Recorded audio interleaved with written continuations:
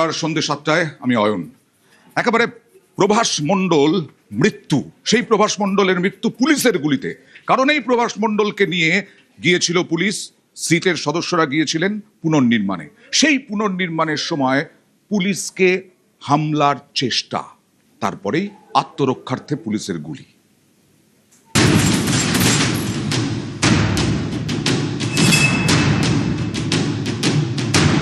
মঙ্গলবার গভীর রাত, বারুইপুরে এনকাউন্টার।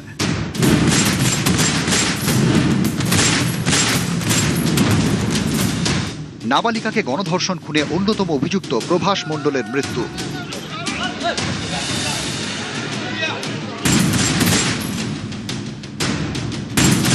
মঙ্গলবার রাত 12:45 গণধর্ষণ এবং খুনের ঘটনার পুনর্নির্মাণের জন্য প্রভাসকে ঘটনাস্থলে নিয়ে যায় পুলিশ। রেল লাইন ধরে হেঁটে ঘটনাস্থলে পৌঁছন সবাই। রাত 1:30 যে পুকুর থেকে নাবালিকার দেহ উদ্ধার হয়, প্রভাসকে সেখানে নিয়ে পৌঁছয় পুলিশের তদন্তকারী দল।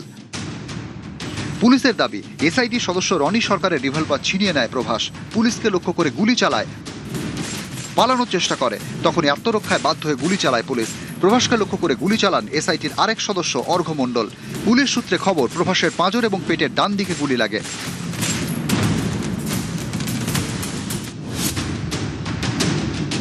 মুখ্যমন্ত্রীর উপর পুরো ভরসা আছে। দাদার সঙ্গে কাল কথা হয়েছে, দাদার উপর পুরো ভরসা রেখেছি। আমি আর খুশি আছি এতে। আমি চাই সবাই এরকম শাস্তি পাক। পুলিশ প্রশাসনের উপর ভরসা আছে, পুলিশ ঠিকঠাক কাজ করছে।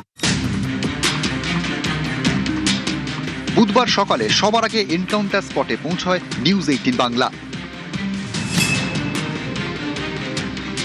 প্রভাস মণ্ডল, তাকে নিয়ে গতকাল রাত্রি 12:45 এই ঘটনাস্থলে রিকনস্ট্রাকশনের জন্য এসে পৌঁছয়।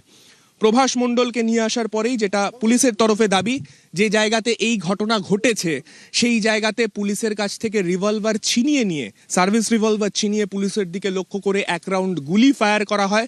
এবং যখন এই ঘটনা হয়, তারপরে যে ছবি তুমি দেখতে পাচ্ছ, এই জায়গা দিয়ে প্রভাস মণ্ডল পালানোর চেষ্টা করেছিল।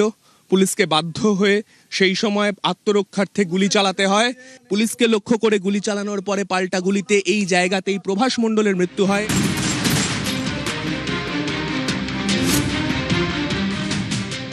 আমার বিয়ের পরেও আমি ওরামও দেখেছি, অনেক অত্যাচার করে আমি এখন সংসার করছি। তা আমি মানে মেনেই নিয়েছি যে ও করেছে। এই যে পুলিশের গুলিতে মারা গেল, কিছু বলবেন? ও অন্যায় করেছে, ও দোষ করেছে, ও হচ্ছে গুলি খেয়েছে। শনিবার বিকেল বন্ধুর বাড়ি যাওয়ার জন্য বেরোয় নাবালিকা। এরপর থেকে নিখোঁজ, রাত পর্যন্ত কোনো খোঁজ মেলেনি তার। রাতেই পুলিশের দ্বারস্থ হয় পরিবার।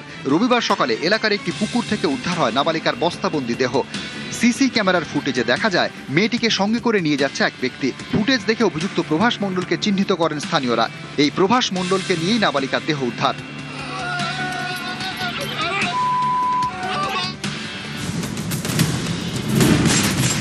মঙ্গলবার গভীর রাতে এনকাউন্টারে মৃত প্রভাস। নিউজ 18 বাংলা। ভয়ঙ্কর নির্যাতন করে 11 বছরের নাবালিকাকে খুন করেছে এই প্রভাস। ছেলেকে হারিয়েছেন তার মা, তারপরেও বলছেন কর্মফল। ছেলে যে মৃত্যু হলো, তাতে আপনার কষ্ট হচ্ছে না? মার তো কষ্ট হবে, আমি সে কষ্ট দরকার নেই। ও যা কর্ম করেছে তাতেই গেছে আমার শান্তি। মানে ও যে নাবালিকার সঙ্গে যে অত্যাচার করেছে তাতেই ওর মৃত্যু হয়ে গেছে, ভালোই হয়েছে। আপনারা কি মৃতদেহ আনতে যাবেন? যদিও আমি আনবো না, আমি তো বললাম আর আমরা দেখতে চাই না, একদম দেখতে চাই না। তোমরা ওখানে নিয়ে ঠেকে নাও, দমে দেবে, কোথায় দেবে, ফেলে দেবে, দিয়ে যাবে, কেউ যাবে না। মার কথা যদি না শুনি, নিজে নেশা ভাঙ করে, তা আমার অত আর কিচ্ছু বলার নেই। তদন্তকারীদের দাবি, এই প্রভাস মণ্ডল হচ্ছে নাবালিকা নির্যাতন খুনে অন্যতম মূল অভিযুক্ত। কেন দাবি করছেন তদন্তকারীরা, দেখুন আমাদের প্রতিনিধির মাধ্যমে। ওকে খারাপ কাজ করেছি আমি, খারাপ কাজ আমি করিনি। শোন, এবারে বলে এবারে আমি টাকা পয়সা দিবি, আনন্দ আছে, ওরা বন্ধু আছে বলে এবার 4 জন এসছি, আমার খাওয়া হয়েছে। আমি টাকা দরকার লাগে, ওকে রেখে দে, যা টাকা দেওয়া নিবি এখন, ঠিক আছে?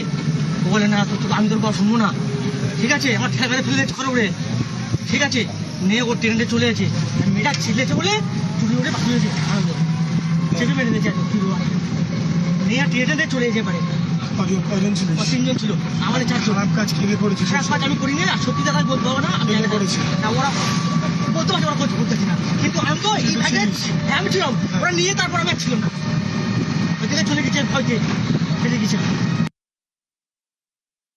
যা ঘটনা ঘটেছে সেটা প্রভাস জানতো এবং পুলিশি জেরায় সে কিন্তু বারে বারে সেটা স্বীকার করতে বাধ্য হয়েছে। কারণ প্রথমে সে জানায় তাকে অপহরণ করেছে, সেখানে টাকার বিনিময়ে সে আরেকজনকে তুলে দিয়েছে, তারপরে তারা 4 জন বসে মদ্যপান করেছে এবং তারপরে হাত পা কেন বাঁধা হয়েছে সেই জন্য সে নাকি প্রতিবাদ করেছিল, তাকে মেরে সেখান থেকে তাড়িয়ে দেওয়া হলো।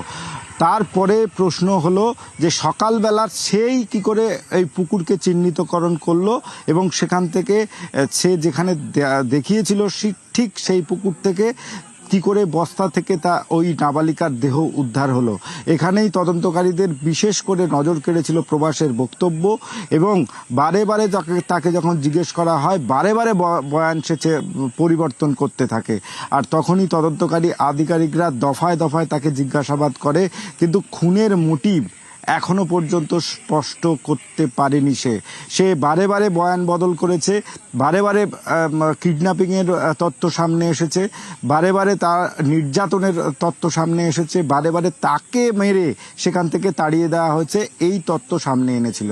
এবং তদন্তকারী আধিকারিকরা তাকে দফায় দফায় জিজ্ঞাসাবাদের পর এবং যারা পরবর্তীকালে গ্রেপ্তার হয়েছে তাদের সঙ্গে মুখোমুখি যখন তাদেরকে জেরা করা হয়, প্রত্যেকটা ঘটনার কিন্তু তথ্য প্রমাণ হাতে আসে। আর সেই তথ্য প্রমাণ হাতে আসার পরেই দরকার ছিল এই রিকনস্ট্রাকশনের। আর সেই কারণেই কিন্তু গতকাল মধ্যরাতে তুমি জানো যে এলাকার মানুষের জনরোষ কিভাবে আছড়ে পড়েছিল এই সূর্যপুর এলাকায়। আর সেই কারণে পুলিশের পক্ষ থেকে সিটের সদস্যরা গতকাল মধ্যরাতে তাকে আনা হয়।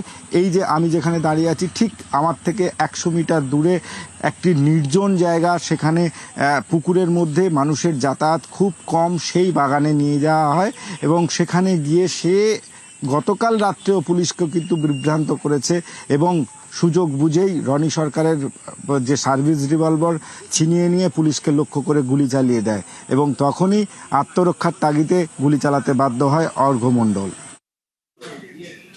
আত্মরক্ষার্থে পুলিশের এনকাউন্টার, পুলিশের গুলিতে মৃত্যু প্রভাস মণ্ডলের।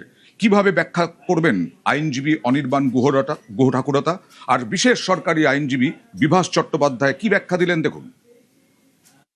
আমি আইনের ছাত্র, এনকাউন্টারকে কখনোই আমি ততক্ষণ পর্যন্ত ঠিক বলতে পারি না যতক্ষণ না সেটা আইন স্বীকৃত হয়। 2 রকমের যুক্তি হয়, একটা আইনি যুক্তি, একটা সামাজিক যুক্তি। কোনো কোনো ক্ষেত্রে মনে হচ্ছে যে ইমিডিয়েট অ্যাকশন কোনো কোনো ক্ষেত্রে খুব দরকার। ঘৃণ্যতম অপরাধ সেখানে ত্বরান্বিত যদি বিচার প্রক্রিয়া ত্বরান্বিত না হয় তখনই কিন্তু ফ্রাস্ট্রেশন তৈরি করে। আর যদি আজকে কেউ পালাতে যায় বা পুলিশকে গুলি চালায়, তার মৃত্যু ভয় থেকে সে যদি গুলি চালায়, রাইট অফ সেলফ ডিফেন্সে, রাইট অফ প্রাইভেট ডিফেন্সে, তাহলে সেই এনকাউন্টার কিন্তু সম্পূর্ণ legal according to that judgement. 2014 সালে PUCL ভার্সেস স্টেট অফ মহারাষ্ট্রতে অনারেবল সুপ্রিম কোর্ট যে গাইডলাইন ফ্রেম করেছেন, তো আমরা তো শুনতে পাচ্ছি এই ঘটনায় সেই একই জিনিস হয়েছে। এই ঘটনা অবশ্যই তার ক্রস চেক হবে।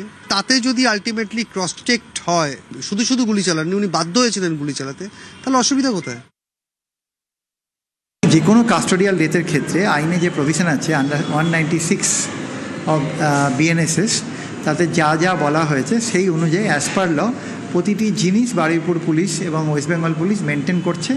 ন্যাশনাল হিউম্যান রাইটস কমিশনকে জানানো হয়েছে এবং একজন ইন্ডিপেন্ডেন্ট লার্নেড জুডিশিয়াল ম্যাজিস্ট্রেট দ্বারা এর এনকোয়ারির জন্য আমরাই প্রেয়ার করেছি স্টেটের তরফে এবং সেই প্রেয়ারটা অ্যালাউ হয়েছে বারুইপুর কোর্টে। সেই এনকোয়ারি প্রসেস চলছে। সাধারণ মানুষ, মহিলারা, তারা কি বলছেন এনকাউন্টারকে কিভাবে দেখছেন? বছরের পর বছর ধরে ধর্ষণ হয়েছে, খুন হয়েছে, বিচার পাননি বহু পরিবার। এনকাউন্টার তো করা উচিত, প্লাস যেরকমভাবে মেয়েটা কষ্ট পেয়েছে, আমার মনে হয় যেসব ছেলেরা বা যারা এসব করছে তাদেরকে ঠিক সেরকমভাবে কষ্ট দিয়ে তাদেরকে মারা উচিত। খুবই খুশি এটা শুনে, মানে এটাই হওয়া দরকার। যেটাতে সবাই মানে আতঙ্কে থাকে যে এটা করলে নিশ্চয়ই আমি আর প্রাণটা ফিরে পাবো, এটাই দরকার ছিল। একটা মেয়েকে এইভাবে কষ্ট দিয়ে যেহেতু মেরেছে, তো এই কষ্টটা পাওয়া দরকার, এটাই হওয়া উচিত, তবেই এগুলো স্টপ হবে। কারণ আমরা এভরিডে ডেলি জার্নি করি, তো আমাদের একটা সেফটির ব্যাপার থাকে না। এনকাউন্টার হয়েছে, আমার তো মানে মন থেকে আমি খুব হ্যাপি এই কথাটা শুনে, আমার সত্যি খুব ভালো লেগেছে। আমি সিরিয়াসলি খুব হ্যাপি, আর আমি চাই যে এরকম ভাবে যেমন আমরা এখন ফ্রিলি ঘুরে বেড়াচ্ছি, মেয়েরা যেন এরকম ভাবেই ঘুরে বেড়ায়। এটাই করা উচিত, কেননা আলটিমেটলি আমরা অভয়াকাণ্ড দেখেছি, কামদুনি কাণ্ড দেখেছি, সেভাবে তো কিছুই পাইনি এখন পর্যন্ত। যোগী রাজ্যে হচ্ছিল, তবে তাহলে কেন যোগী রাজ্যে সবকিছু বন্ধ হচ্ছে, আস্তে আস্তে বন্ধ হচ্ছে। এখন আমাদের ওয়েস্ট বেঙ্গল যদি শুরু হয় তাহলে হয়তো আমরা একটা আশা পাচ্ছি বন্ধ হওয়ার জন্য। সঠিক বিচার হয়েছে, পরের জেনারেশন অ্যাটলিস্ট ভাববে, একবার চিন্তা ভাবনা করবে যে আমি এই অসংযুক্ত কাজগুলো করব না। হ্যাঁ ঠিক করেছে, এটা করা উচিত। কতদিন দেখি এরকম করে ঠান্ডা হবে। আমি একটু মা আছি, একদম এরকম করার ভালো নেই। মেরেছে, ভালো করেছে, আর যে করেছে ওরাকেই মারতে হয়। গোলি কম করেছে, সবার সামনে ফাঁসি দিত ভালো হতো। বারুইপুর কাণ্ডে এনকাউন্টার নিয়ে আমাদের পূর্ণ সমর্থন আছে। বিগত মুখ্যমন্ত্রীর বেলায় আমরা দেখেছি, মহিলাদের বেলায় উনি সবসময় পিছিয়ে যেতেন। ওনার কয়েকটা বক্তব্য তো তুলে ধরার মতো। রাত্রি 8টার পর বাইরে বেরানো যাবে না। পার্ক স্ট্রিট কাণ্ডকে উনি বলেছিলেন এটি একটি সামান্য ঘটনা। ওনার মতো প্রণম্য মুখ্যমন্ত্রী আমরা পেয়েছি, আমাদের এটা গর্বের বিষয়। এটাই হওয়া উচিত।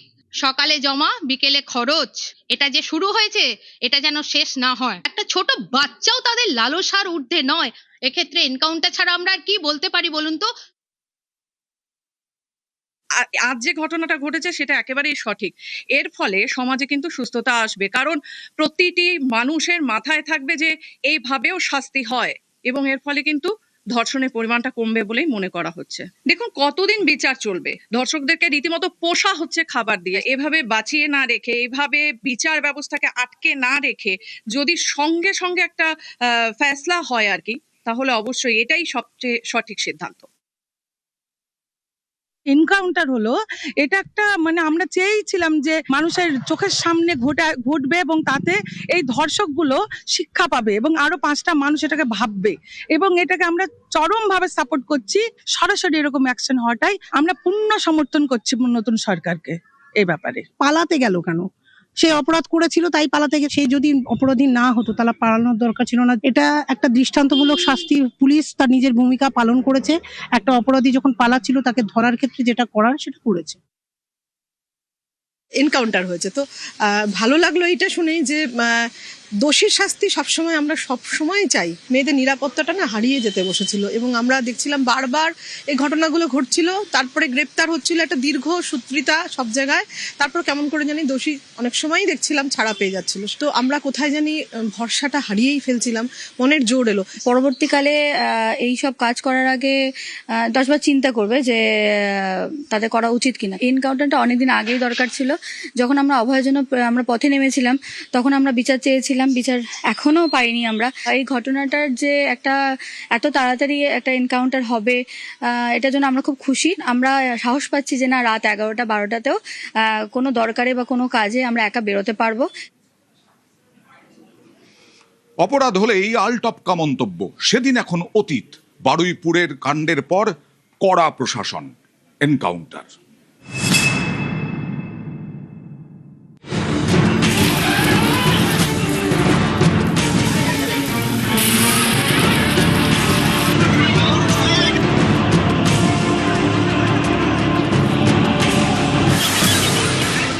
নৃশংস ঘটনা, 12 বছরের একটি মেয়ের সঙ্গে ঘৃণ্য অপরাধ।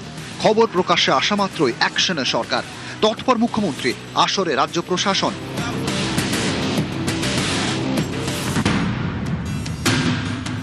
অপরাধ ঘটল, প্রশাসন ব্যবস্থা নিল, কড়া বার্তা দিলেন মুখ্যমন্ত্রী নিজে, যা দেখে অনেকেই বলছেন এমনটাই তো হওয়ার কথা।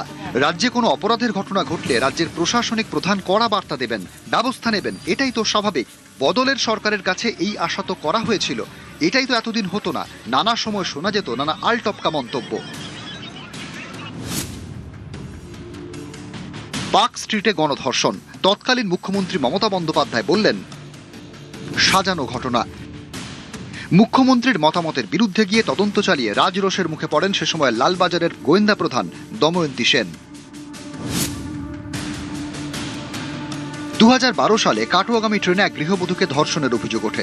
এ নিয়ে তৎকালীন মুখ্যমন্ত্রী মমতা বন্দ্যোপাধ্যায় বলেছিলেন ওই মহিলার পরিবার সিপিআইএম করে।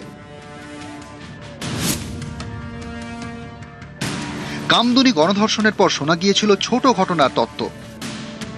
এত 10 কোটি লোক, কোথাও যদি ছোট একটা ঘটনা ঘটেও সেটাকে আমরা সমর্থন করি না, নিন্দনীয় আমি সবসময় করি। সন্দেশখালী কি করে টাকা দিয়ে সাজানো হয়েছিল। হাঁসখালি গণধর্ষণ কাণ্ডের পর মমতা বন্দ্যোপাধ্যায় মন্তব্য করেছিলেন, ঘটনাটা খারাপ, কিন্তু ছেলেটার সঙ্গে অ্যাফেয়ার ছিল। দুর্গাপুরে মেডিকেল ছাত্রীকে গণধর্ষণের অভিযোগ, এক্ষেত্রে তৎকালীন মুখ্যমন্ত্রী যা বলেছিলেন তাতেও বিতর্কের ঝড় ওঠে। How they came out in the night at 12:30 and especially the girl child at night time, they should not be allowed to come out in the outside. I don't care. এসব দেখে অনেকেই প্রশ্ন তুলতেন, খোদ রাজ্যের প্রশাসনিক প্রধান যদি এমন মন্তব্য করেন তাহলে আর কি তদন্ত হবে, বিচারই বা কি করে মিলবে। আরজিকর কসবা ল কলেজের ক্ষেত্রে তো তদন্ত ধামাচাপা দেওয়ার অভিযোগ উঠেছিল মমতা বন্দ্যোপাধ্যায়ের প্রশাসনের বিরুদ্ধে। প্রাক্তন মুখ্যমন্ত্রী যিনি ছিলেন তিনি যদি আমার মেয়ের বিচারে এখনকার যিনি মুখ্যমন্ত্রী তার মতো তৎপর হতেন, আমি তো ন্যায় পেয়ে যেতাম, বিচার পেয়ে যেতাম। আমার তামান্নার বয়সের ওই মেয়েটা 24 ঘন্টার মধ্যে যে 3 জন গ্রেপ্তার হয়েছে তার জন্য মুখ্যমন্ত্রীকে অসংখ্য ধন্যবাদ, অসংখ্য শুভেচ্ছা জানাই। টিএমসি সরকার থাকতো তাহলে এই 3 জন গ্রেপ্তার হতো না। বদলের বাংলায় এবার বদলে যাওয়া ছবি। এমন অপরাধ হলে মুখ্যমন্ত্রী আলটপকা মন্তব্য করেন না, কড়া বার্তা দেন, প্রশাসন ময়দানে নামে। নিউজ 18 বাংলা। বারবার বিচার চেয়েছেন অভয়ার বাবা মা, এখনো পাননি তাদের অভিযোগ। এবার বিচারের আশায় অভয়ার বাবা মা। আমার সবসময় ভরসা আছে যে বিচার আমি পাবই। আমি মাননীয় সরকারের কাছেও অনুরোধ করি যে এরকম এই যে ঘটনাটা ঘটেছে বারুইপুরে, যেরকম তাকে অপরাধীকে শাস্তি দেওয়া হয়েছে, আমার মেয়ের ক্ষেত্রেও যেন দ্রুততার সঙ্গে এদের ধরা হয় এবং শাস্তি দেওয়া হয়। প্রত্যেক ক্ষেত্রে বলা হচ্ছে তথ্য প্রমাণ নষ্ট হয়েছে এবং প্রাক্তন মুখ্যমন্ত্রী, তার স্বাস্থ্যমন্ত্রীও তিনি ছিলেন, পুলিশ মন্ত্রীও তিনি ছিলেন, তার পুলিশকে দিয়ে সমস্ত তথ্য প্রমাণ নষ্ট করেছেন। কিন্তু সিবিআই কখনো বলছে না যে আমি তথ্য প্রমাণ নষ্ট হয়ে গেছে বলে তদন্ত করতে পারছি না। সিবিআই বলছে এর বাইরে আর কেউ নেই। এই যে তথ্যটা সাজানো তথ্য, যেমন মা বাবা হিসাবে আমরাও বিশ্বাস করি না যে একা আমার মেয়েকে এসে খুন করেছে, তেমনি সারা বিশ্বের মানুষও বিশ্বাস করে না যে একা সঞ্জয় রায় এসে খুন করেছে আমার মেয়েকে। পুলিশ নিজের আত্মরক্ষার্থে পুলিশ সার্ভিস রিভলভারতে গুলি করেছে, এখানে পুলিশের কোনো দোষ নেই। আমরা চাই যারা এই ঘটনায় দোষী তাদের দৃষ্টান্তমূলক শাস্তি। এনকাউন্টার একদম এনকাউন্টার। বিনীত গোয়েল, রাজীব কুমার, যারা আমাদের কাছে আয়ও ছিল, আনন্দময় চ্যাটার্জি, এরা প্রত্যেকে দোষী ছিল। আমি চাইবো বর্তমান সরকারের কাছে যারা ইনভেস্টিগেশনে যাদের যুক্ত ছিল তাদেরকেও বিচারের আওতার মধ্যে আনা হোক এবং দ্রুত কামদুনি ফাইল খোলা হোক। কোথাও মন থেকে একটু শান্তি পেলাম যে বিগত 15 বছরে সরকার যেটা করতে পারিনি, ধর্ষকদের বেকসুর খালাস করে দিয়েছে। একটার পর একটা ধর্ষণ হয়েছে, যেখানে মুখ্যমন্ত্রী মমতা বন্দ্যোপাধ্যায় বলতেন সাজানো ঘটনা, মিথ্যা ঘটনা, শরীর থাকলে জর্জরি হয়, বিভিন্নভাবে সমাজের বুকে যে বার্তাগুলো দিতেন, সেই জায়গায় দাঁড়িয়ে আজ নতুন সরকার আসার ফলে তদন্ত করার পর, স্বীকারোক্তি নেওয়ার পর যে এনকাউন্টার করলো, এটা একটা অনেকটাই পাওনা আমাদের রাজ্যের মহিলাদের কাছে। এবং আমাদের কামদুনির মামলাও কেসে, এবং কামদুনি থেকে কাকদ্বীপ, আরজিকর যে ঘটনাগুলো আছে সেগুলোর ফাইল পুনরায় খোলা হোক এবং তদন্ত করা হোক, স্বীকারোক্তি নেওয়া হোক, এদেরকেও এনকাউন্টার করে দেওয়া হোক। বারুইপুরে গুলি করে মারা হয়েছে, যে এরকম ঘটনা ঘটিয়েছে একজন, এরকম সেটা প্রশাসন বুঝবে, সেটা প্রশাসন কি ব্যবস্থা নেবে সেটা তো বুঝতে পারছেন। এরকম শাস্তি চান? হওয়ার তো দরকার, না হলে তো আমার যে বাড়িতে বাচ্চা মানুষ হচ্ছে, আপনার বাড়িতে বাচ্চা মানুষ হয়েছে, এগুলো তো ভয় পাবে। তো তাহলে কি এরকম মৃত্যু চাইছেন? সেটা প্রশাসন যেটা করবে সেটা ভালো করবে, ঠিক আছে, না থাকাই ভালো।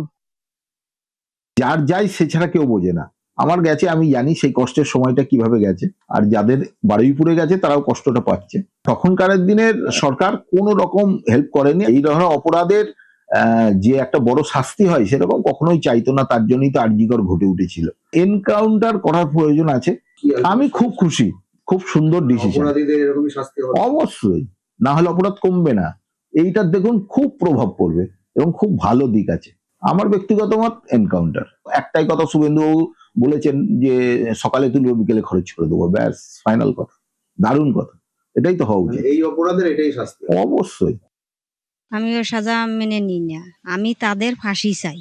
যে আমার মেয়ের সাথে যারা গণধর্ষণ করেছে তাদের সকলের আমি ফাঁসি চাই। মুখ্যমন্ত্রীর কাছে আমার এই আবেদন যেন তাদের ফাঁসি দেয়। গুলি করে মেরেছে, তারা অন্যায় করেছে, সেই জন্যই পুলিশরা গুলি করে মেরেছে, এইটাই আমি খুশি আছি। ওইরকম যারা গণধর্ষণ করে মেরে তাদের গুলি করে মারে ফেললে আমি খুশি হই। যেরকম আসার আগে সরকারে বলছিলেন দিনে ধরব রাত্রি কাম তমাম, সেরকমই আজ করে দিলেন। সেই জন্য আমিও আশাবাদী হয়েছি, এখন আমার মেয়েও ন্যায় পাবে।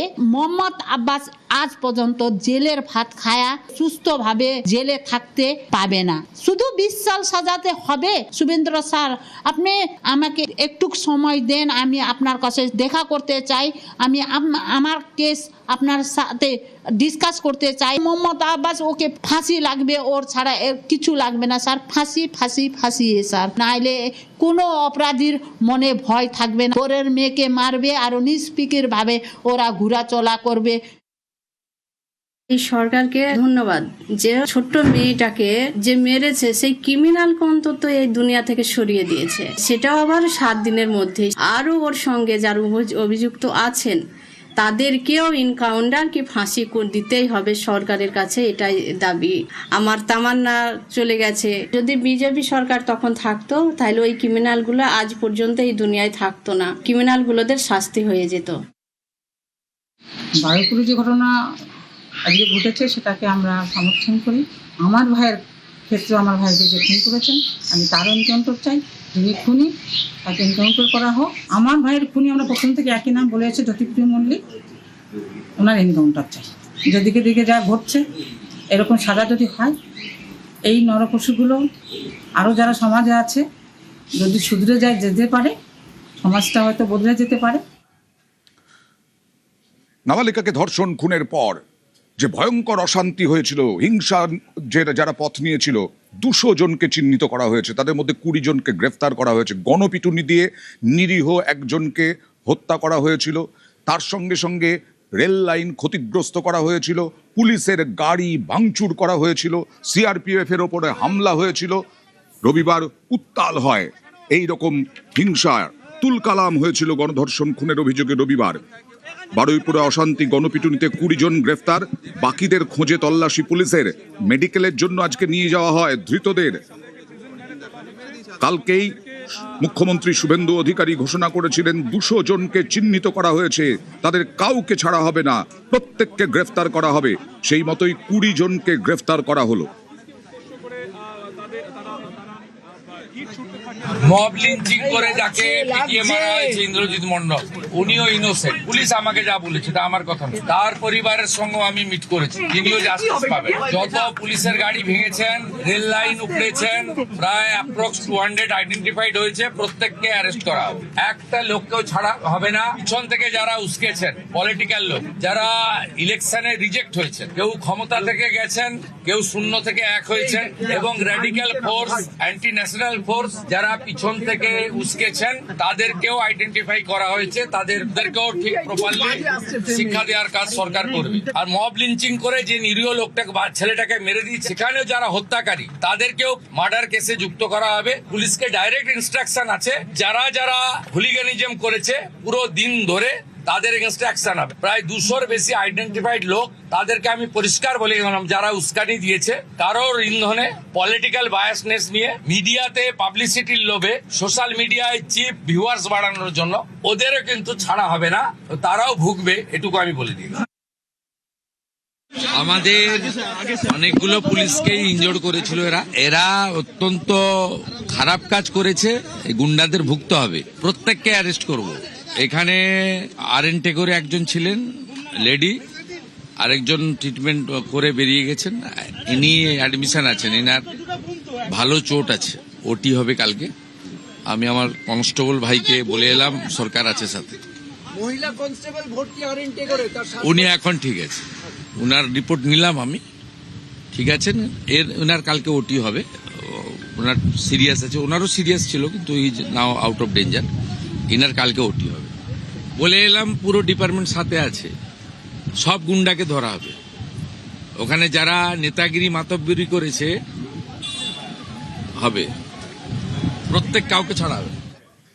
বিজেপি রাজ্য সভাপতি শ্রমিক ভট্টাচার্য বলছেন, বারুইপুর পুলিশের কাজ করেছে, এখানে এ রাজ্যে আর একটাও কামদুনি হবে না। পুলিশের কাজ পুলিশ করেছে। এখন তো বাবরের সরকার নেই, এখন তো তৃণমূল নির্মূলের সরকার নেই, পশ্চিমবঙ্গ রাজ্য সরকার আছে। এ রাজ্যে কামদুনি হবে না, অপরাধীরা ছাড়া পাবে না। কামদুনিতে যেভাবে শুধুমাত্র কিছু মানুষকে সন্তুষ্ট করবার জন্য ব্লক ভোটের স্বার্থে এমন ভাবে তদন্ত প্রক্রিয়া সাজানো হলো যে জজ সাহেব শেষ পর্যন্ত তাদের বেকসুর খালাস করে দিতে বাধ্য হলেন, তো সেটা আর হবে না এ রাজ্যে। আমি তো মুখ্যমন্ত্রীকে বলছি কামদুনির ফাইল নতুন করে ওপেন করবার জন্য, কারণ সেখানে নির্যাতিতা বিচার পাননি, তার পরিবাররা বিচার পায়নি। কোনো অপরাধী যদি মনে করেন পশ্চিমবঙ্গে নির্দ্বিধায় এখন ঘোরা যাবে, যা খুশি তাই করবো, অতীতে যেভাবে চলেছে, তাহলে তাদের জায়গা হয় জেলের পিছনে, আর পালাবার চেষ্টা করলে বা আক্রমণ করার চেষ্টা করলে আকাশের ওপরে।